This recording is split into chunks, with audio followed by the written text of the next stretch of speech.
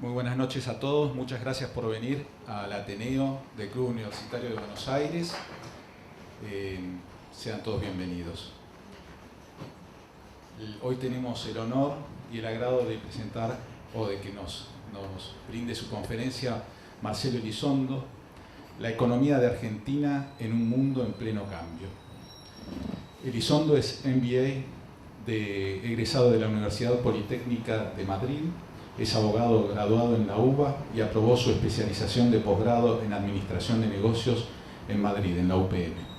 Efectuó programas de posgrado en la Universidad de Harvard, en Estados Unidos, y de Planificación Estratégica de Negocios en la Universidad de Chile.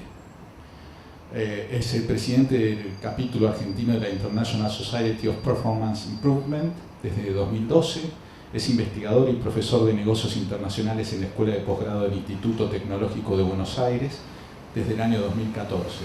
Además de ello, es miembro consultor del CARI, que es el Consejo Argentino para las Relaciones Internacionales. Es miembro del Consejo Académico de CIPEC, que es el Centro de Implementación de Políticas Públicas para la Equidad y el Crecimiento. Dirige la consultora DNI, Desarrollo de Negocios Internacionales, y ha publicado el libro La Argentina Estructural, Inserción Económica Internacional, y es coautor del libro Consorcios de Exportación, la experiencia latinoamericana y española, y del libro Argentina 2020. Actualmente es columnista de los diarios El Cronista Comercial y Ámbito Financiero, y ha escrito artículos para el diario La Nación, Clarín y Perfil. Bueno, entre todos hemos leído sus artículos.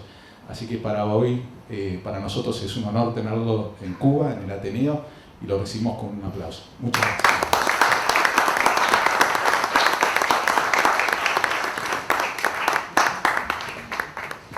Bueno, muy buenas tardes a todos. Gracias, Gastón. Muchas gracias por la invitación y la convocatoria para poder compartir estos minutos con ustedes. Para mí es un gusto, un honor que me hayan invitado y además volver acá. Le decía a Gastón que hace un montón que no venía al club y qué lindo está.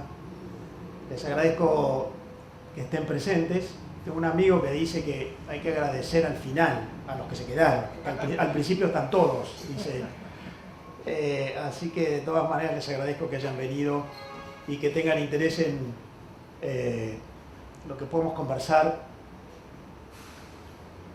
Cuando me convocaron, empezamos a hablar. Voy a poner el celular para que mida el tiempo, para que no me exceda. Cuando me convocaron empezamos a conversar con Gastón sobre los temas que nos podían ser de interés y además de utilidad. Y yo me dedico hace muchos años a los temas internacionales, pero sobre todo a los temas vinculados con la economía internacional. Y empezaron a aparecer en todos los enfoques previos sobre cómo podíamos encarar esta charla, todos estos hechos disruptivos que estamos viendo usualmente. Ahora la guerra en Ucrania y en Rusia y en Bielorrusia, y hoy resulta que descubrieron que se les escapó alguna agresión en Moldavia. Pero antes el COVID y los confinamientos, y antes la crisis climática. Y por ahí tengo un slide que les voy a mostrar que muestra los 11 hechos disruptivos más contundentes desde que empezó el siglo XXI hasta acá. De modo que lo que estamos viviendo es un mundo en cambio muy marcado, muy profundo, en cambio a través de hechos que además se van sucediendo. Hay un autor americano, Ray Kurzweil, el fundador de Singularity University en California. Singularity University es la universidad que presume de ser la que prepara a las personas para las actividades más innovativas, más disruptivas, más cambiantes. Reniega de las disciplinas convencionales y de las carreras y las profesiones habituales. Y dice Kurzweil que los hechos disruptivos han ocurrido siempre en la historia de la humanidad. Y empieza poniendo como ejemplo la muerte de los dinosaurios en todo el planeta. Ahora dice, lo que ocurre ahora es que los hechos disruptivos ocurren cada vez más a menudo, que el tiempo entre ellos se va acortando. Y eso afecta un montón de aspectos en el plano internacional, la geopolítica, la ciencia, la sociología y la economía. Y yo voy a tratar de abordar un poquito más desde la perspectiva económica, qué está ocurriendo en el mundo, incluso a través de algunos acontecimientos que van por debajo de la superficie, y cómo la Argentina se ve impactada por todo esto, que en definitiva es lo que nos interesa. Así que me voy a acompañar de algunos slides que tengo acá, y si quieren después de algunos minutos, que serán más o menos minutos según me vaya embalando yo y vaya agregando cosas a las que están en pantalla, charlamos y escucho también opiniones y preguntas y lo que les parezca. Pero lo quiero dividir en tres grandes capítulos. El primer capítulo es la Argentina. ¿Por qué la Argentina? Porque en ese contexto internacional de que yo les hablo, la Argentina padece un notorio desacople. El mundo avanza, evoluciona en determinadas condiciones.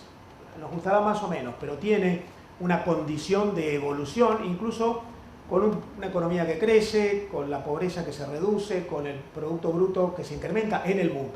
Pero la Argentina se desacopla. Y la mayor evidencia de ese desacople está en este círculo, no es un círculo, es un óvalo, muy bien, muchas veces los rugbyers saben que eso es un óvalo, azul que está acá abajo. Hace 25 años el PBI argentino representaba el 0,87 del Producto Bruto Mundial. Éramos casi el 1% de toda la economía mundial. Hoy somos el 0,47 de la economía mundial. Desde 0,87 a 0,47. Eso es el desacople. El mundo evoluciona, avanza, con problemas, con una enorme cantidad de inconvenientes, con defectos, pero evoluciona. La economía crece, se genera empleo, se van produciendo notorias transformaciones y la Argentina padece un desacople al punto que pierde participación en ese contexto internacional. Bueno, nosotros solemos escuchar en la Argentina muchas manifestaciones de expertos y estudiosos y gente interesada en los asuntos públicos que suele hacer referencia a los problemas argentinos desde una perspectiva doméstica. Yo no voy a hacer mucho énfasis en eso porque ya escuchamos un montón de los problemas vinculados con el sector público, el déficit del presupuesto, la congestión regulativa y las inestabilidades macroeconómicas. Quiero agregar a eso algo que no suele ser mencionado en nuestro país, que es ese desacople que ocurre entre la Argentina y el resto del mundo, que se manifiesta en esa caída del 0,87 al 0,47 en poco más de 20 años. Y una de las manifestaciones de eso es esto que ustedes ven acá. Esto es la performance del Producto Bruto argentino a lo largo de los años, desde el año 2000 hasta acá, desde que empezó el siglo hasta acá. Un serrucho, sube y baja, crece un par de años, decrece el otro, vuelve a crecer, vuelve a decrecer. Entonces, si yo miro el último año, digo la economía argentina creció 10%. Si miro los últimos 2 años, digo creció 0%, porque el anterior había decrecido 10%. Entonces es esto. Ahora les voy a mostrar que el mundo, bueno, se lo muestro después, no me quiero marear, el mundo en realidad, la economía mundial tiene una curva bastante uniforme de alza del Producto Bruto, y eso explica el desacople. De modo que yo creo que acá hay 5 requisitos para la Argentina de aquí en más. Este es un buen tiempo para plantearse esos requisitos porque la Argentina está otra vez entrando en un proceso de discusión sobre su futuro, porque tenemos el año que viene elecciones. Hoy volví de Colón, en la provincia de Entre Ríos. Y me decía el intendente de la ciudad de Colón esta mañana, yo desayuné con él. Me dice, imagínate lo que va a hacer el año que viene. Nosotros vamos a tener elecciones provinciales de gobernador en abril. En abril elecciones de gobernadores, muchas provincias van a adelantar las elecciones. Después en agosto vamos a tener las PASO nacionales y en octubre las primeras vueltas y en noviembre aseguramos todo el año con elecciones. De modo que la discusión política ya empieza. Bueno, es un buen momento para plantear mi opinión, les agradezco que me hayan invitado. La ventaja que tenemos los que nos ponemos acá es que decimos lo que nos parece, como si fuera la verdad. Y mi opinión es, la Argentina tiene para mí 5 requisitos para generar una mejora. El primero obviamente es que hay que estabilizar la macro, esto lo sabemos, inflación, dólar, tasa de interés. El segundo es, hay un fortalecimiento institucional, es muy difícil que uno mejore, que logre progreso y desarrollo si no tiene normas que tienen vigencia, y sobre todo la Constitución Nacional, tan olvidada. En la Argentina la política prevalece sobre las instituciones, hay que revertir ese ciclo. Lo tercero es que hay que recuperar equilibrios generales. La Argentina padece un enorme desequilibrio.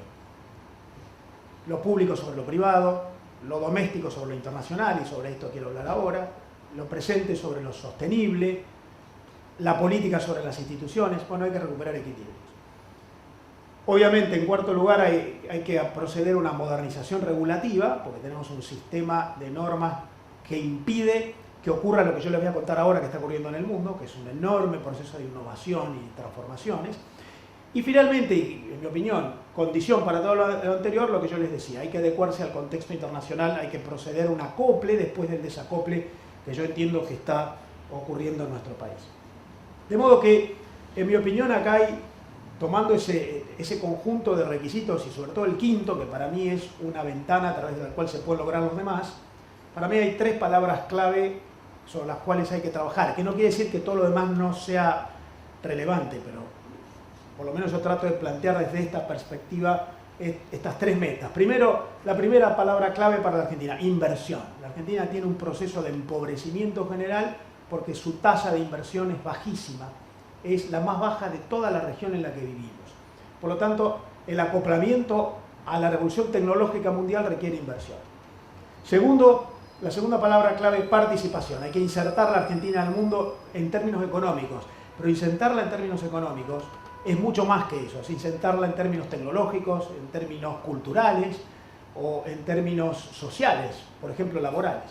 Y la tercera es evolución, lo cual nos plantea la necesidad de un cambio sistémico en términos de producción, trabajo y relaciones sociales. Sobre esto voy a tratar de hacer énfasis un poquito ahora.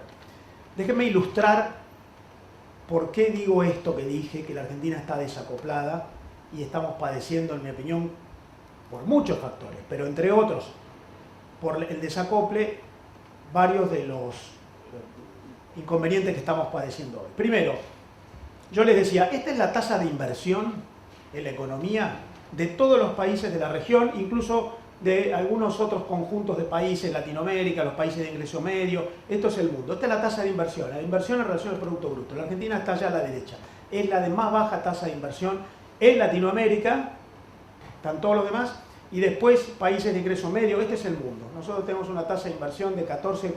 Estos son datos del Banco Mundial, el último relevamiento anual comparado.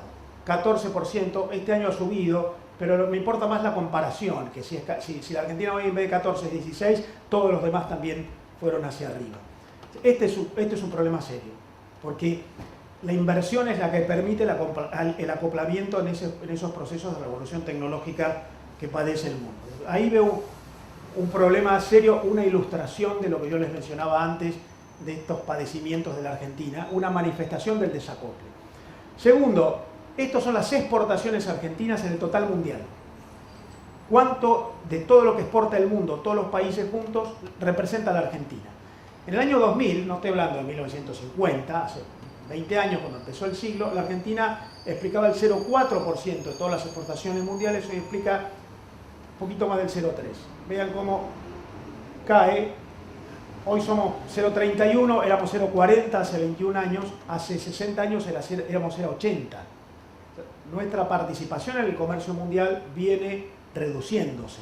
Entonces, por ahí tenemos una buena noticia, se las puedo mostrar más adelante. Las Expo el año pasado crecieron, sí, pero nosotros nos miramos contra nosotros mismos, crecieron en relación a nosotros, pero el mundo va más arriba que nosotros. Entonces, la participación en el total mundial, también en materia de exportaciones, cae.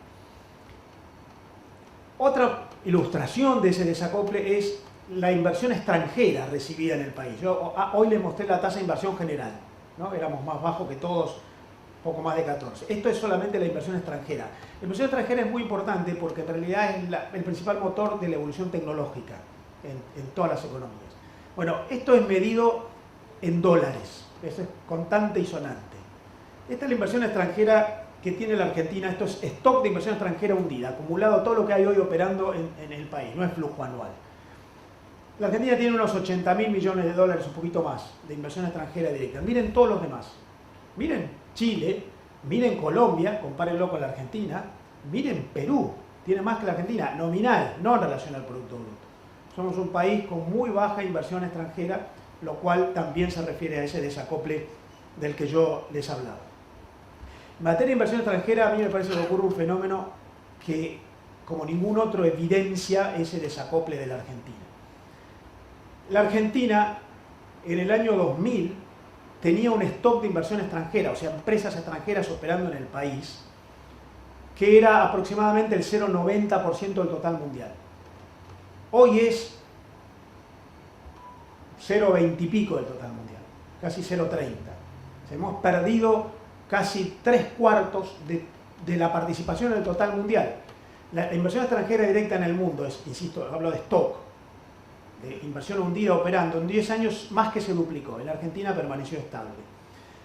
Esto es parte de todo ese desacople del que yo les estoy hablando y tiene que ver con una falta de comprensión de fenómenos sistémicos que están ocurriendo en el planeta, que por supuesto también después se ven impactados por esos actos coyunturales que yo les mencionaba hace un rato. De modo que, pasando al segundo punto, lo primero era la Argentina, eso que les mostré recién. Traté de abundar en datos para no quedarme en adjetivos. Segundo punto, ¿qué está pasando en el mundo? ¿De qué nos estamos desacoplando? Ahí vimos el desacople. Ahora es, ¿qué es lo que está pasando en el planeta que nosotros no estamos acompañando? A mí me parece que en el mundo están pasando 7 cosas que voy a tratar de explicar ahora en breve una por una, que están escritas acá y que no se las voy a mencionar ahora, se las cuento de a una, algunas se las voy a contar medio uniéndolas, que me parece que es importante entender porque es a eso a lo que la Argentina debería acoplarse si quiere que los indicadores que vimos recién no sigan repitiéndose. Primera cosa que pasa en el mundo, a pesar de lo que escuchamos, la globalización no se retrae, no se reduce. A pesar de que una vez ganó Donald Trump y ocurrió el Brexit y la pandemia hizo pensar que íbamos a volver a economías nacionalizadas, no ocurre. Este es el total de exportaciones mundiales, sumados todos los países de todo el planeta. El año pasado llegó a casi 28 billones de dólares, récord absoluto nominal. Podríamos ajustar y a lo mejor daría un poquito distinto. El año pasado fue récord absoluto las exportaciones de todos los países del mundo. Había caído el año anterior por la pandemia, pero cuando apareció la pandemia, la OMC anticipó, la Organización Mundial de Comercio anticipó, la pandemia va a hacer caer el comercio mundial total más de 30%, cayó 5%. Hay un entrelazamiento en la economía internacional tan profundo que es muy difícil de romper. De modo que, ni bien se recuperó, el año pasado el comercio internacional creció en dólares 28%. Creció en volumen 10,8%. Había caído 5,3% en la pandemia, creció 10,8% en volúmenes físicos. En dólares 28% porque hubo alza de precios. La globalización no se retrae. El comercio sigue ocurriendo en el mundo, la inversión sigue ocurriendo, sube, baja, pero hay un grado de vinculación en el planeta que es la primera noticia que deberíamos tener nosotros, porque nosotros no estamos participando de esto, como yo les mostré recién, y eso después afecta nuestra capacidad de crecer, de invertir, de generar empleo o de abastecer nuestras necesidades de bienes y servicios. Yo les decía, les voy a mostrar después el Producto Bruto Mundial, es esto. ¿Se acuerdan cuando les mostré el Producto Bruto argentino? Bueno, el mundo es así, un poquito se frena, pero sube, ahí, de eso es de lo que nosotros nos desacoplamos con el serrucho. Ahora, ¿por qué esa globalización no se retrae? Entre otros motivos, porque el mundo ha generado una serie de vínculos institucionalizados a través de acuerdos de integración entre países que han integrado sus economías por medio de instrumentos jurídicos de derecho público. Tratados de libre comercio, de integración económica, de complementación, de promoción de inversiones. Esta curva negra muestra la cantidad de acuerdos de integración económica entre los países, como el que la Argentina tiene con sus socios del Mercosur, como el que quisimos tener con la Unión Europea y no pudimos. Bueno, en el mundo hoy hay más de 350 acuerdos vigentes, más de la mitad de todos esos se celebró en los últimos 20 años, desde que empezó el siglo XXI. A pesar de que el siglo XXI es muy disruptivo, los países siguen integrándose. A tal punto que hoy el 60% de todo el comercio entre todos los países del mundo ocurre entre países que se han integrado a través de pactos económicos, de acuerdo de libre comercio, de complementación económica, de integración, de reducción de aranceles. Vean cómo en el año 2000 el comercio entre países asociados era 35% del total, hoy es 60% del total. O sea, para participar del juego hay que tener aliados y jugar entre los aliados. Es globalización, pero es medio mentirosa, es clubes de amigos y hay que participar de algún club y es lo que a nosotros nos está costando lograr, porque el club que tenemos, que es el Mercosur, está chillando, y está chillando porque quiere participar, y participa poco, y además se ha quedado bastante antiguo. Ahora, eso que les menciono en realidad está siendo acompañado por algo muy superficial, o si quieren incluso por debajo de la superficie, porque quiero decir, no es contundente, pero es una revolución tecnológica notoria que está generando lo que en el mundo se llama la revolución de los intangibles. El gran motor de la economía de hoy no son los bienes físicos, no es tener máquinas, plantas de producción, stocks de insumos guardados, layouts bien diseñados, es el desarrollo de intangibles. ¿Qué son los intangibles? Ahora se los voy a mostrar, que están en todos los portales de todos los diarios del mundo. El señor Elon Musk ha comprado Twitter a través de casi 50.000 millones de dólares. El señor Elon Musk es el prototipo del empresario de los intangibles, porque en realidad inventó un montón de cosas nuevas, empezando por PayPal al principio, que después la vendió y con eso hizo su fortuna, y después Tesla para hacer autos eléctricos, y SpaceX, para empresa privada para mandar cohetes al espacio, y ahora compró Twitter. Todas compañías que en realidad han generado esta revolución de los intangibles, que es el conocimiento hace la diferencia. No es como en la época de Henry Ford, que él hacía la fortuna porque desarrolló plantas de producción y layouts, o la revolución industrial, la máquina de vapor hacía bueno, ahí la diferencia la hace el conocimiento. Y hay un estudio del señor Jonathan Knowles que dice, miren lo que dice allá arriba, el 70% del valor de la economía global son hoy intangibles. ¿Qué son intangibles? Ingeniería, innovación, patentes, know-how, royalties, management, contratos que generan arquitecturas de vínculos.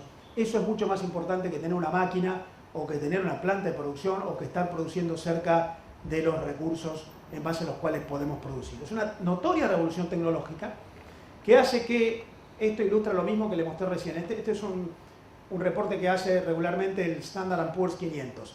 Hoy en día el 90% del valor de las 500 empresas más importantes del mundo está basado en intangibles, en marcas, contratos, know-how, patentes, royalties, saber hacer, capacidad de organizar de una manera más innovativa la generación de bienes y servicios.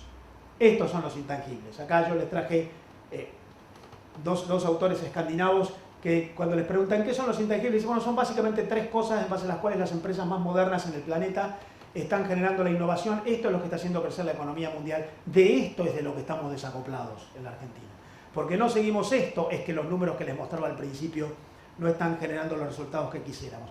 Básicamente son tres cosas: capital interno, patentes, copyrights, marcas, filosofía de management, cultura. Ustedes vieron que ahora se ha puesto de moda que las empresas tienen modelos de organización abiertos y los roles valen más que los liderazgos y hay todo un desarrollo, una cultura nueva en las compañías, procesos, management, sistema de información, capital interno, info guardada, big data que nos permite, es el principal motor del desarrollo de los negocios en el mundo. Segunda columna de los intangibles, capital externo, marcas, información sobre el consumidor, relación con el consumidor. Hoy las empresas están calificadas por la capacidad de generar relación con el consumidor, lo que antes se llamaba postventa. Nombres, organización de canales de distribución, alianzas, licencias, capital externo. Y finalmente el capital humano, porque todo esto no funciona si uno no tiene gente capacitada, preparada, formada para trabajar en esta nueva economía, la economía de las nuevas compañías, que todos sabemos que son compañías de intangibles. Gente formada, educada, con calificaciones. Esta revolución tecnológica genera una enorme cantidad de nuevas tendencias en los modelos de producción. Yo pongo acá como uno de los ejemplos la irrupción de blockchain como un instrumento que está revolucionando la producción de bienes y servicios. Incluso está revolucionando la política. Blockchain hoy resulta que es un modo de encriptar información y si uno genera información de un producto, trazabilidad de un producto, y la encripta en blockchain, el mercado hoy en los países desarrollados está pagando eso más que un sello oficial de una autoridad pública. De modo que están apareciendo lo que a mí me gusta llamar fenómenos públicos no estatales, que tienen que ver con toda esta nueva manera de organizar a través de distintas tendencias de la revolución tecnológica. Esto es muy importante porque esto es el motor de la economía de hoy. Y la Argentina está crecientemente desacoplada de este proceso y eso explica que tengamos tanta dificultad para una evolución económica adecuada.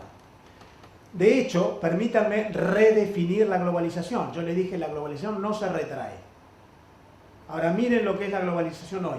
Esta curva que está acá abajo mide la evolución de las exportaciones de bienes en todo el mundo. La roja intensa. La curva azul mide la evolución de las exportaciones de servicios en todo el mundo, desde el año 90 hasta el año pasado. Esta curva punteada mide la evolución de los flujos de inversión extranjera directa anuales. Esta curva azul mide el ancho de banda. El mundo se está comunicando a través de la generación de lo que Richard Baldwin llama el telecommuting. Grandes alianzas de empresas que están permanentemente operando a través de Internet, generando conocimiento, efecto, experiencia, innovando en conjunto. La World Intellectual Property Organization, la WIPO, que es la organización mundial que se dedica a regular la propiedad intelectual, dice que se están generando en el mundo las Global Innovation Networks, que son alianzas de empresas, universidades, inventores, financiadores a través de mecanismos más modernos de financiamiento, no los bancos, las fintech, los agritech, las foodtech, que están generando nuevos procesos de ecosistemas de vínculos de empresas que se alían y generan nuevo conocimiento productivo.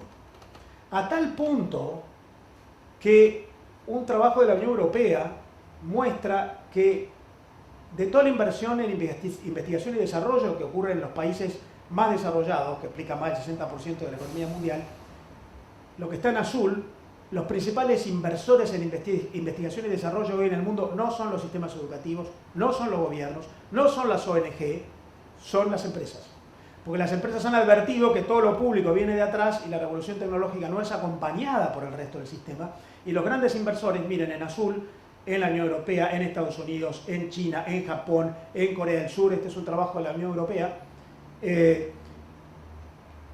los grandes inversores en la nueva investigación y desarrollo, en esa economía del conocimiento, de los intangibles, del saber hacer, son las empresas, que incluso están generando un conocimiento que es de difícil medición en las estadísticas. Por eso se está hablando de que hay un conocimiento explícito que vale marcas, patentes, licencias, contratos, pero hay un conocimiento implícito que vale mucho más tácito, que tiene que ver con esa cultura de las empresas que van generando un nuevo modo de producir. Esto es especialmente relevante para un país como la Argentina, que es un país de pymes. Nosotros no somos un país de grandes empresas. Porque esto está permitiendo la aparición de pymes que se vinculan con el resto del mundo a través de alianzas. Solas no pueden. Entonces generan ecosistemas, antes se llamaban cadenas de valor. De hecho, también hay un trabajo de la Unión Europea que habla de las nuevas micromultinacionales, que en realidad son empresas que se montan en grandes cadenas, se alían con ellas, desarrollan alguna singularidad y producen, y esa es la estrategia que la Argentina podría seguir, porque nosotros somos una economía de pymes en la cual nos está costando competir porque estamos tratando de trabajar todavía en el modelo más viejo, el modelo que, por ejemplo, respondía al paradigma de menores costos. En el mundo el paradigma de menores costos no funciona más, ahora es el paradigma de mayor valor, innovar, disrumpir.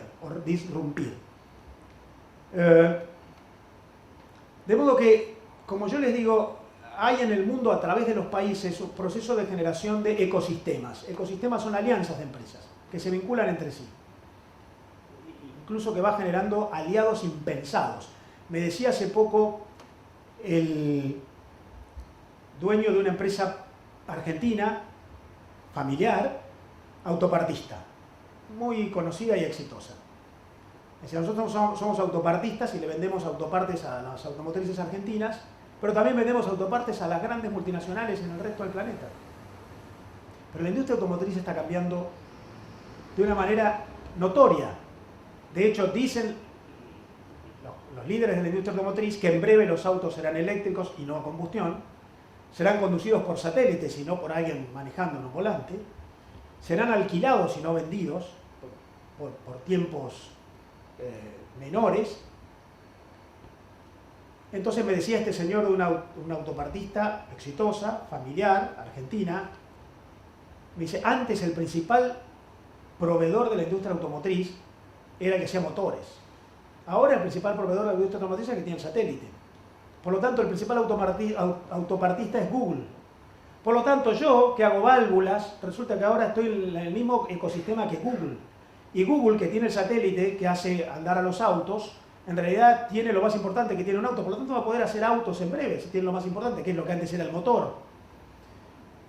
Las alianzas entre las empresas, un autopartista familiar argentina pensando en Google como competidor, porque abastecen al sector automotriz, tiene que ver con esta revolución tecnológica de la que yo les hablo y a la cual hay que acoplarse y a la cual las pymes en el mundo están acoplándose a través de lo que se llaman ecosistemas, alianzas de empresas que se vinculan con universidades, financiadores, inventores, grandes empresas que se vinculan con pymes y que van cumpliendo con otro requisito de la nueva economía y que nos va metiendo un poco más en la coyuntura. Esta nueva economía mundial está crecientemente exigiendo estándares de calidad, requisitos, normas de seguridad, normas ambientales, normas sanitarias, normas vinculadas con la ética y el cumplimiento de parámetros de justicia. Esto se ha agravado después de la pandemia. Después de la pandemia empezaron a aparecer una enorme cantidad de exigencias sanitarias o de exigencias ambientales. Miren ahí, Mercosur-Unión Europea, el acuerdo está detenido porque los europeos están diciendo, ok, a reducción de aranceles estamos de acuerdo, no hay problema. Plazos estamos de acuerdo. Algunas normas vinculadas con la institución estamos de acuerdo. Pero si ustedes no firman el Pacto de París y no cumplen las normas ambientales que surgen del compromiso mundial para reducir el calentamiento global, no hay tratado de Mercosur-Unión Europea. Pero ¿cómo? Si yo estoy firmando un tratado de libre comercio. No. Ahora estándares, requisitos. Normas vinculadas con lo institucional, con lo ambiental, con lo sanitario, con la información de los productos, con condiciones de seguridad, por ejemplo. El International Trade Center dibuja estos nuevos requisitos diciendo hay dos tipos de estándares que en el mundo están cada vez más exigidos, no solamente por los países en sus normas, también por las empresas en relación a sus proveedores. Y acá pone los ambientales, los de calidad, normas éticas. Atención, hace una semana hubo 3 manifestaciones internacionales que tienen más o menos que ver con Argentina, teléfono. El secretario general de las Naciones Unidas dijo, la guerra en Ucrania está generando varios efectos, uno de ellos suba de precios de los agroalimentos, también de la energía. Segundo es no ya más precios para el que compra, desabastecimiento para muchos países africanos en los cuales hay crisis alimentaria. Y además problemas hacia adelante en las cadenas de suministro. Los puertos del Mar Negro están todos minados, por mucho tiempo no se van a poder usar. Los países agroexportadores tendrán que asumir compromisos éticos vinculados con el abastecimiento agroalimenticio. No vamos a permitir que se restrinjan exportaciones. La Argentina está buscando subir retenciones, poner cupos. Empiezan a aparecer cuestiones vinculadas con compromisos éticos en los estándares y los requisitos. A las empresas se las empiezan a calificar por cómo tratan a sus trabajadores, por cómo cumplen normas, estándares ambientales, y además otro tipo de estándares que están acá abajo, sobre los cuales no quiero meterme más, pero que tienen que ver con la performance financiera o fiscal, tributaria. Bueno, todo esto empieza a hacer que los países y las empresas sean elegibles o no para jugar en ese escenario del que yo les mencionaba hace un rato, y las políticas públicas tienen que ir acompañando esto. Todo esto se ha agravado con la coyuntura de estos últimos años. Yo lo resumo en estos 7 desafíos de la geopolítica que influyen en todo esto que les mencioné. Todo eso que mencioné antes para mí es muy importante porque explica por qué la guerra en Ucrania o la pandemia o la crisis climática genera los efectos que genera, porque en realidad porque ocurre todo lo anterior. El mundo está tan entrelazado que Occidente dice no vamos a responder a Rusia con las armas, vamos a responder a través de sanciones económicas, porque el mundo está súper globalizado y las sanciones económicas serán de gran impacto para los rusos. Pero Europa dice sí, pero yo el gas a Rusia se lo tengo que seguir comprando porque la economía está muy globalizada y cruje ese mecanismo de respuestas. Y entonces Antonio Guterres secretario general de las Naciones Unidas, igual que el secretario general de la FAO, e igual que el G7 en un documento dicen lo que yo les mencioné hace un rato. Bueno, guarda a los productores de alimentos, porque Ucrania era un gran abastecedor de África. No se pueden dar el lujo de encima restringir, porque el mundo necesita el aprovisionamiento de ustedes.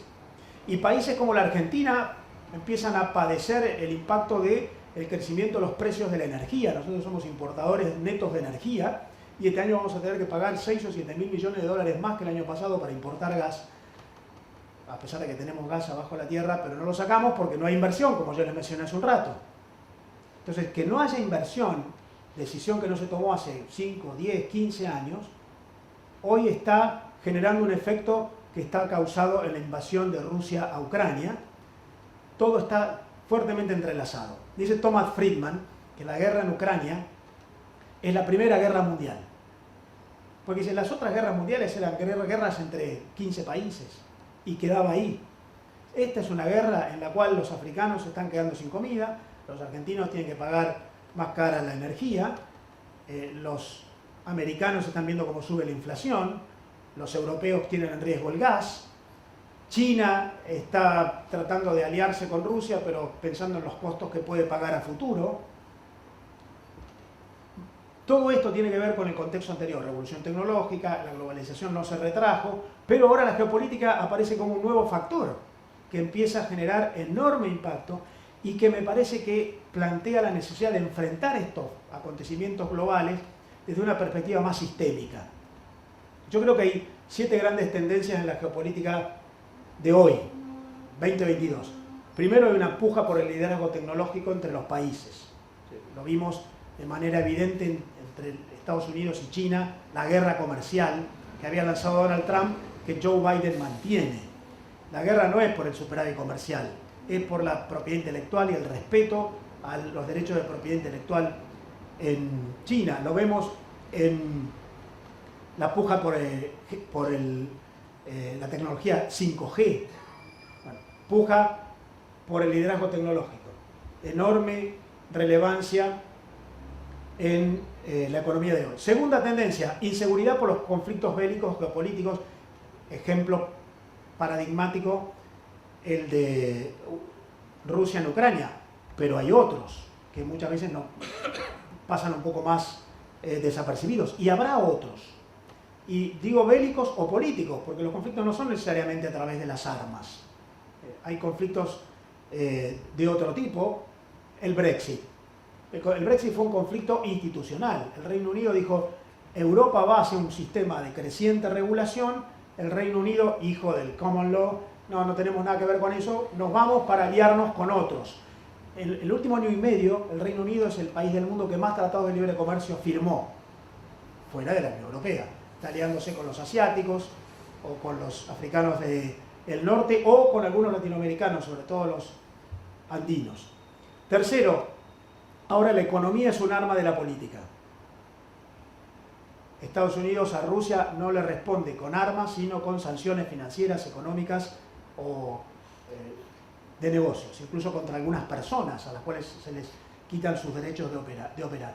Pero no es la primera vez que la economía es un arma de la política, El año pasado Australia osó pedirle a la Organización Mundial de la Salud que investigue el origen del COVID. China se sintió aludida y prohibió el ingreso de las exportaciones australianas en China. Acto seguido, Japón lanzó una línea de subsidios para las empresas japonesas para que traten de conseguir proveedores en otros países asiáticos y no tanto en China. Y ustedes recordarán hace algunos meses cuando la líder de Huawei fue apresada en Canadá porque la política ha pasado a tener en la economía un instrumento de enorme relevancia. Podría plantearles un montón de ejemplos más que muchas veces están ocultos.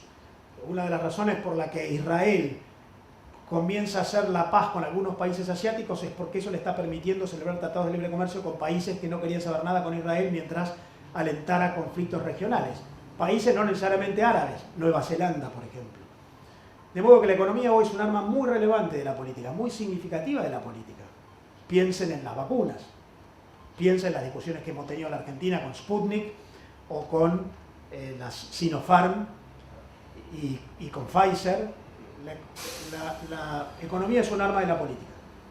Cuarto, hay diferentes reacciones entre problemas ambientales, sanitarios y sociales que hay que considerar, porque esto está afectando mucho las relaciones entre los países. Algunos más duros, la Unión Europea nos dice al Mercosur, cumplan el Pacto de París, respeten normas ambientales, comprométanse con bajar el calentamiento global y entonces después sí vamos a firmar el Acuerdo de Libre Comercio. Y como esto hay un montón de otras cuestiones de influencia de temas sanitarios o sociales. Les dije, creo que se lo dije, hace un año la Unión Europea firmó un acuerdo de protección de inversiones con China, recíproco. El Consejo Europeo firmó el acuerdo, fue al Parlamento Europeo. El Parlamento Europeo detuvo el avance, no lo aprobó. ¿Por qué? Por críticas a condiciones sociales, respeto a las minorías culturales, los musulmanes, o minorías sociales, trabajadores. Empiezan a aparecer lo ambiental, lo social, lo laboral, como condición para este mundo en el cual estamos. Esto me parece muy relevante hacia adelante. ¿Qué va a pasar en el mundo después de Rusia y Ucrania? Probablemente lo que ocurra es que esto, redefinición de los tratados de alianzas económicas, probablemente el mundo de aquí en más empiece a mirar con otros ojos con quién se alía con quién. Y probablemente habrá que ser parte de algún club de amigos. Y ya la globalización en aquel sueño universalista dé paso a, bueno, Occidente volverá a estar en base a normas institucionales, políticas, otra vez, y el resto estará del otro lado. Antes de la guerra en Ucrania, el presidente Joe Biden dijo el mundo se divide entre democracias y autocracias. Bueno, la participación en estos espacios va a ser crecientemente relevante en materia económica. Y nos van a empezar a mirar de dónde venimos y con quién estamos y en base a qué instituciones o sistemas políticos nos movemos. Y seguramente esta experiencia que está teniendo el mundo, Europa dependiendo del gas ruso en plena guerra y el mundo dependiendo de los alimentos ucranianos, va a empezar a generar efectos. El virus se propagó por el mundo hace 2 años, más allá de lo público. La política está en crisis en el mundo. La política está siendo perforada por una enorme cantidad de acontecimientos no políticos. Porque la revolución tecnológica es muy poderosa. La noticia de hoy de Elon Musk comprando Twitter tuvo más repercusión en el mundo que el triunfo de Emmanuel Macron del domingo en Francia. Está medido en los portales en todo el mundo. La política está siendo perforada. El virus no pudo ser contenido por las políticas públicas, el virus del COVID, y la manera en la que el mundo pudo reaccionar al COVID fue porque los laboratorios se pusieron a hacer vacunas, que fue algo mucho más eficaz. Podemos después hablar sobre si las vacunas son mejores o peores, pero está claro que fue una reacción sumamente veloz, y probablemente la velocidad conspira contra la seguridad, que tuvieron las empresas porque la política estaba inerte. Lo único en lo que atinó la política es encerrarnos. De modo que lo que hay es una crisis política y la aparición de nuevos actores que van generando fenómenos más poderosos que la política. La discusión de hoy de Elon Musk comprando Twitter, lo leí en el New York Times hace un rato, es entonces si Elon Musk compra Twitter, ¿va a quitar la censura que hoy sufre Donald Trump, que no puede publicar en Twitter porque le cerraron la cuenta? Hasta hace algunos años eran los gobiernos que censuraban la opinión. Ahora es al revés. Son las empresas que censuran a los políticos. Bueno, esto no es necesariamente bueno. No lo estoy postulando como una cosa, pero es algo que ocurre y esto va a ir generando una readecuación de los actores en el sistema político, especialmente después de la crisis ambiental, la crisis sanitaria del COVID y episodios como la guerra en Ucrania. Y finalmente, las otras 2 tendencias que me quedan es la reaparición de la puja entre los modelos institucionales, quién se alía con quién, que yo creo que va a importar mucho a dónde estás y con quién jugás, sobre todo para formar parte de esa globalización sistémica de inversiones, alianzas, comercio, vínculos en ecosistemas de producción y la irrupción de los espacios públicos no estatales de los que yo les hablo. Alianzas entre empresas que van más allá de los países en los cuales operan, y que me parece que es un fenómeno que se agrava con la coyuntura de la cual estamos hablando, pero que en la Argentina no está presente en la discusión y contribuye a ese desacople del que les hablé desde el principio. Acá lo que les anticipé, 11 hechos disruptivos desde que empezó el siglo XXI que van acelerando este proceso, empezando por la caída de las Torres Gemelas, así empezó el siglo, siguiendo por el ingreso de China a la OMC, una enorme disrupción en materia económica planetaria, algo que ocurrió hace algunos años, por primera vez en la historia de la humanidad, la población viviendo en ciudades superó en cantidad a la población viviendo en zonas rurales. Enorme cambio que solo se explica por la revolución tecnológica, el telecommuting, las redes sociales y el e-commerce. Otro fenómeno notable que ocurrió en estos años es que el PBI de los países emergentes pasó a ser tan relevante como el de los países desarrollados. Esto genera la irrupción de las protestas en los desarrollados. Entonces Marine Le Pen saca 41% y Trump ganó y ocurrió el Brexit y aparecen un montón de fenómenos de incomodidad en los desarrollados, porque lo que antes estaba muy desequilibrado ahora no lo está tanto. Sumamos en lo que va del siglo la crisis financiera de 2008, la crisis ambiental, que es la climática, pero no solo. Es muy interesante un planteo que hace Thomas Friedman en un libro que se llama Thank You for Being Late, de hace un par de años.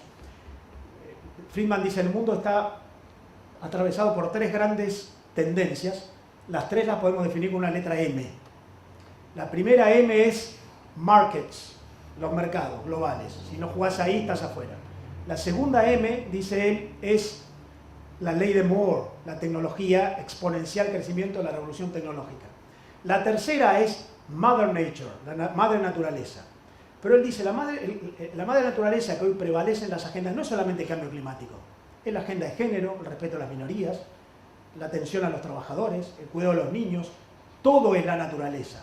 Bueno, esa crisis ambiental está influyendo mucho en la agenda internacional. Finalmente, la revolución tecnológica de la que les hablé, una cosa muy interesante que publicó el Banco Mundial hace 3 años, hizo un dato de las 100 economías más grandes del mundo. De las 100 economías más grandes del mundo, 61 son empresas y 39 son países. Hay más empresas que países por su dimensión. Esto tiene que ver con la crisis del poder político de que les hablé hace un rato. Más el Brexit, más el COVID, más la guerra en Ucrania. Por lo tanto, el mundo está plagado de acontecimientos disruptivos que podemos graficar en esto. Este es el índice de incertidumbre en el planeta hasta hoy. Miren, jugar en el mundo es cada vez más difícil. Hay que adaptarse a esto, seguramente porque la Argentina le tiene miedo a esto o porque está débil para jugar en esto, es que prefiere cerrarse y no acoplarse. Pero los hechos disruptivos, como yo les decía, que dice Ray Kurzweil, son cada vez más asiduos. Termino. Entonces, y esto lo voy a pasar rápido porque no quiero, ya me extendí más de lo que debía.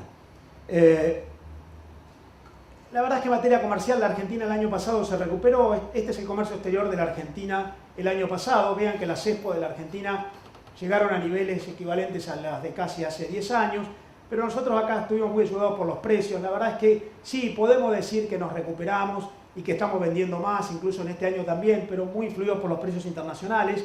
Tenemos un serio problema con las importaciones. Es muy difícil jugar en ese mundo del que yo les hablo si uno no quiere importar, o si uno le impide a las empresas enviar sus utilidades al exterior, o si uno tiene interferido el régimen cambiario y si entra dólares para invertir, el Banco Central se los paga a 115, cuando en el mercado vale 200. Bueno, hay una vinculación sistémica, inversión, comercio, finanzas, de todo tipo. Nosotros el año pasado mejoramos bastante, pero en realidad hay un complejo sistémico. Una cosa interesante es que este es el listado de países a los cuales la Argentina le vende en el mundo. Y nosotros tenemos bastante disperso nuestro escenario de relaciones económicas internacionales en el mundo. Si quieren se los muestro por continentes, para no hacerlo por países como estaba recién. Nosotros vendemos, el año pasado exportó la Argentina casi 78.000 millones de dólares, 30.000 millones en América, 26.000 en Asia, después desagrego, 13.000 en Europa. Está bastante disperso. Eso está bueno, porque en realidad como el mundo está medio volátil, está bueno tener los huevos en distinta canasta. En términos de relevancia estratégica, digo, dos notas. Primero, América en su totalidad es 30.000 millones, es un mercado muy relevante para la Argentina, aunque Sudamérica es 24.000. A mí no me gusta mirar a América en su conjunto, no es lo mismo Canadá que Perú. De modo que Sudamérica 24, Asia 26, Asia 26, Europa 13, Asia el doble que Europa. En Asia están apareciendo los grandes negocios para la Argentina, los negocios de la Argentina con Asia están creciendo sostenidamente, sobre todo por tres grandes motores, China, India, Vietnam, y después algunos otros que vienen atrás, Corea, Japón, Indonesia y alguno más. Última referencia, termino y si quieren conversamos un poquito más. ¿Cómo entiendo yo que es importante entonces que se aborde el reacoplamiento? Ya que tenemos un desacople, y el desacople, como ustedes ven, es un desacople sustancial. A mí no me gusta decir, bueno, en realidad sube la CESPO, bajan la CESPO, los flujos de inversión este año cayeron, arreglamos con el fondo, entonces no tenemos que pagar 20.000 millones, no pasa por ahí. El problema es que hay un modelo de organización socioeconómica que está ocurriendo en el planeta, en el cual los servicios prevalecen sobre los bienes, la economía de los intangibles y el conocimiento es el gran motor, una nueva agenda para la formación de recursos humanos, una nueva agenda para las políticas públicas. Bueno, ahí es donde hay que empezar a poner énfasis. A mí me asombra que en la Argentina estemos hablando muy poco de esto, de todo esto. Yo digo 4 cosas para trabajar en la Argentina. Primero, obviamente, como dijimos hace un rato, la macro. Hay que ordenar la macro. Es muy difícil competir en ese mundo, entrar en ese mundo con los desarreglos de inflación, tipo de cambio o tasas de interés que hay en la Argentina. Primero, la macro. Segundo, obviamente, la micro. Las empresas tienen que invertir. Se necesita una tasa de inversión más alta, como yo les planteé hace un rato. Pero invertir no es comprar más de lo mismo, más máquinas. Es cambiar el sistema de producción, como el que les mencionaba hace un rato. Tercero, y esto es lo que me parece muy importante, la mesoeconomía, una disciplina que está siendo cada vez más relevante en el planeta. ¿Qué es la mesoeconomía? La creación de entornos inmediatos de las empresas en las cuales van generando vínculos con universidades, infraestructura física, conectividad. Hace poco fui a Santa Fe a dar una charla y me contaban empresarios y políticos del valor de un parque industrial que acababan de montar en una ciudad de Santa Fe muy importante. Después que me contaron todo, yo les dije, ¿y cómo acceden acá a internet? Ah, no, conectividad acá no hay, cada empresa se la busca. Cambió la agenda. Bueno, eso es la meso. Y finalmente el nivel meta, que es muy importante. ¿Qué es el nivel meta? Los valores predominantes, la cultura. Entender esto y jugar ahí adentro y que haya un prevalecer de un conjunto de valores que sean las que guíe todo lo demás, porque si no es por convicción es muy difícil. De modo que yo creo que hay una cosa no menor para plantear hacia adelante en la que nos tenemos que involucrar todos, también la opinión pública. Es muy difícil hacer todo esto si hay un rechazo de la opinión pública. Y bueno, todo lo que podamos hacer desde nuestros lugares será bienvenido. Yo les agradezco la atención, disculpen si me alargué un poquito más, y escucho opiniones, preguntas, aunque críticas.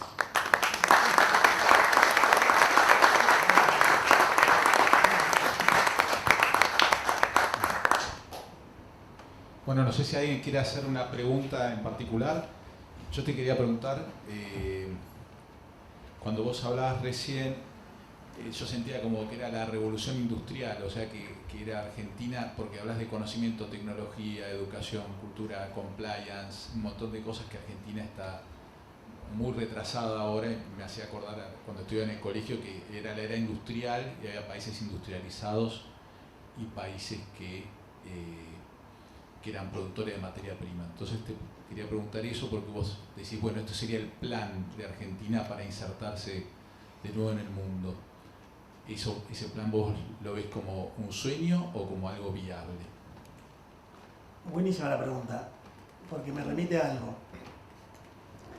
Esa referencia que yo les hice de la WIPO, la World Intellectual Property Organization, dice que la WIPO dice, ya no hay más cadenas de valor. Hasta hace algunos años hablábamos de las cadenas globales de valor, que en realidad son empresas que se van aliando en el mundo a través de una cadena de empresas que se van sucediendo una a otra en un proceso de maduración.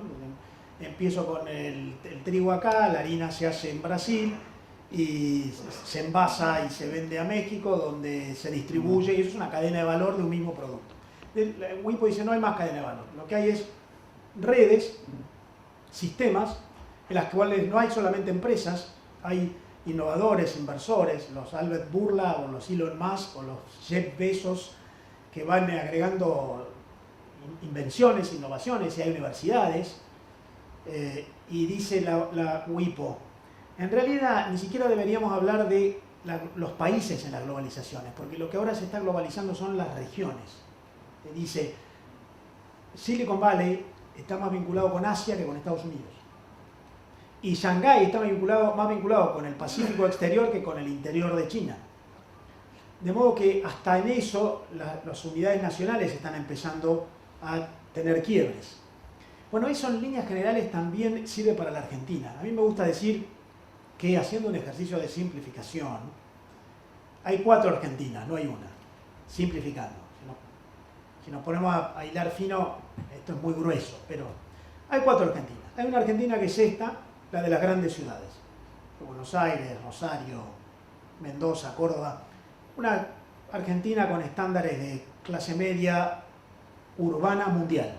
Un poquito más de plata, un poquito menos de plata, pero viajamos por el mundo, tenemos alguna formación, compramos por internet, tenemos una cultura democrática, comparable con muchas otras grandes ciudades del mundo. Vienen los turistas y dicen Buenos Aires es europea, todavía lo siguen diciendo. Una Argentina. Prevalece esto que les dije. ¿Es absoluto? No, prevalece. Hay, por supuesto, minorías, pero prevalece eso. Segunda Argentina, los conurbanos. El conurbano nuestro, el de Rosario, el de Mar del Plata, África. Otra Argentina con valores distintos, con sociología distinta, con socioeconomía distinta. Parámetros absolutamente distintos. Prevalece África, digo, por graficar. Tercera Argentina, la Argentina rural del interior, muy productiva. La pampa gringa, la Argentina de la soja y del girasol y de los vinos en Mendoza o de los cítricos en Tucumán. Suburbana, pero con altísimos estándares productivos, incluso culturalmente, abnegados al trabajo, muy responsables. Cuarta Argentina, la Argentina de las provincias altamente dependientes del subsidio y del empleo público. Son 4 Argentinas muy distintas. Ninguna es homogénea, en todas hay una interferencia de una en la otra. Y si quieren podemos subdividir, pero en líneas generales hay distintas Argentinas. Bueno, hay algunas que ya están participando. Por ejemplo, para mí, paradójicamente, la Argentina que más participa en la revolución tecnológica hoy es la Argentina agropecuaria, a la cual la estadística sigue llamándola productos primarios. Ahora, resulta que en el campo hay modificaciones genéticas, drones midiendo la productividad, ingeniería agrícola, agricultura de precisión, maquinaria agrícola, que son robots con ruedas que andan solos, ciencia que va midiendo la productividad de cada implante, de cada semilla. Es el lugar donde esa revolución tecnológica más se ha aplicado. Nosotros todavía seguimos creyendo que es producción primaria sin valor agregado. Cada vez que sale una semilla, hay una enorme cantidad de valor agregado intangible antes. Bueno, esa Argentina ya está más incorporada en esto. De hecho, el 70% de todas las exportaciones argentinas son de esa Argentina, de la Argentina agroproductiva. Ahora, como ya no hay más cadenas de valor, sino que hay ecosistemas, hay un montón de sectores productivos que están crecientemente vinculados con esa Argentina, aunque la vieja categorización de primario, secundario y terciario no nos lo diga. El sector automotriz argentino es crecientemente, y va a ser más, un sector vinculado a la economía agrocentrada, porque el sector más competitivo es el de las pick-ups, y las pick-ups se vinculan con esa Argentina rural, que en realidad genera lo que Porter en su diamante nos mostraba, las condiciones de la demanda locales, si son muy exigentes, te hacen competitivo afuera. Por lo tanto, yo creo que hay una parte de la Argentina que ya está jugando acá. El problema es que no tiene escala. ¿Cuántas empresas conocemos nosotros en el interior de la Argentina que hacen muy buen cordero patagónico, muy buenas aceitunas, muy buenos vinos, pero no escalaron? ¿Por qué no escalaron? Porque no hay financiamiento, porque no hay estabilidad institucional, porque no te animás a jugar, a dar pasos a largo plazo por el contexto. De modo que yo creo que el embrión está. Lo que falta son esos 4, Hace poco el entonces embajador del Reino Unido en la Argentina, un día me invitó a almorzar y me dijo, ando por la Argentina y veo una enorme cantidad de productos. ¿Cómo puede ser que ustedes no exporten más, no haya más productos de estos en el Reino Unido? Y yo le decía, lo que pasa es que no se tiene éxito con buenos productos, se tiene éxito con buenas empresas. O sea, Argentina tiene un montón de buenos productos, pero las empresas tienen un montón de problemas acá. Entonces yo creo que hay alguna posibilidad de escalar, no lo harán todos, y hay algunos que ya lo están haciendo, en la economía de los servicios en Argentina, de los servicios basados en el conocimiento, la consultoría, la ingeniería, la consultoría intrafirmas, que ya también ocurre. Por lo tanto, no me acuerdo, Gastón, si esta era la pregunta, pero Sí. suelo contestar lo que quiero, no lo que me preguntan. Pero me parece que si uno empieza a desagregar, hay algunos embriones sobre los cuales ya uno puede empezar a pensar que hay posibilidades.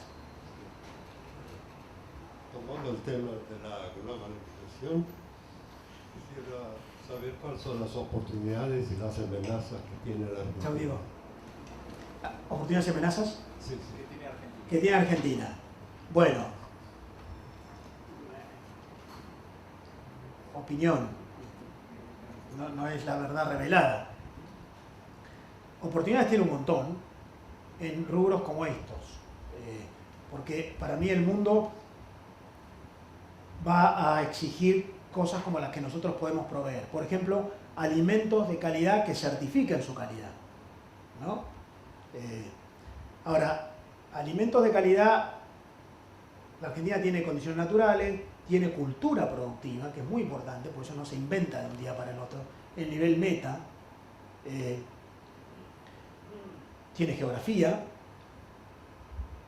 por lo tanto tiene oportunidades, pero tiene desafíos pendientes, desarrollar empresas que tengan escala global. De las 100 empresas multinacionales latinoamericanas, multilatinas, Argentina son solo 6, brasileñas y mexicanas son 24, 25, chilenas son 14, colombianas son 6 o 7, u 8, son más que las argentinas. Entonces, oportunidades hay, el mundo reclama cosas como lo que la Argentina puede proveer, por ejemplo, alimentos con calidad certificada. Pero hay desafíos, que hay que tener empresas, no basta tener productos. Oportunidades hay en la condición global de muchos de los argentinos, de esas Argentinas más prósperas de los que yo les hablé recién. Argentinos exitosos en el mundo hay un montón. Pasa que están en un entorno colectivo que no les permite el desarrollo. Somos un gran fracaso colectivo. Tenemos un montón de individuales reconocidos en el mundo. Bueno, ahí hay una oportunidad de abastecer. El mundo reclama gente innovadora, perspicaz, adaptable al cambio, por todo esto que les mencioné recién. ¿Quién más que nosotros para adaptarnos al cambio y enfrentarnos a las dificultades? De modo que ahí en la capacidad humana, no de todos, pero de algunos, hay oportunidades.